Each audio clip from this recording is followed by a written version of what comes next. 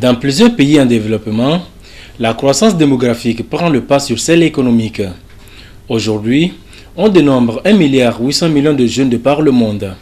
Au Togo, près de la moitié de la population a moins de 15 ans. Ce chiffre élevé de la jeunesse peut être perçu par certains comme une réussite pour l'humanité. Mais tous ces jeunes ne bénéficient pas d'une qualité de vie, encore moins d'études décentes. Dans tous les pays, la population âgée de 10 à 24 ans représente environ le tiers. Il représente à la fois des opportunités et des défis. Des opportunités en ce sens que c'est cette population jeune qui, sur la base de la formation qu'elles ont reçue, devrait travailler et contribuer à la production et à la croissance économique, puis à l'émergence.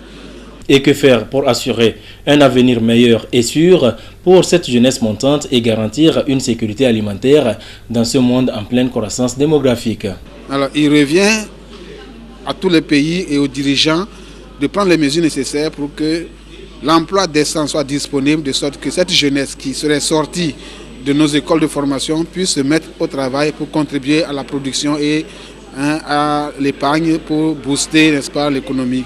Ces jeunes-là auront à diriger le monde de demain, d'où la responsabilité des dirigeants, des parents, des ménages aujourd'hui pour offrir à ces jeunes l'éducation nécessaire, la formation qualifiante nécessaire et surtout les outils pour se prémunir des fléaux sociaux comme la drogue, l'alcool, les stupéfiants, les IST, VIH-Sida. Et dans le cadre de l'élimination de la faim, il faut que la sécurité alimentaire soit assurée pour que chaque individu puisse avoir son repas quotidien comme cela se doit. Selon le programme des Nations Unies pour la population UNFPA, il est nécessaire de promouvoir l'emploi des jeunes et leur insertion dans la vie active. Ce que fait le Togo à travers plusieurs programmes d'insertion des jeunes comme le Provonat initié par le gouvernement togolais.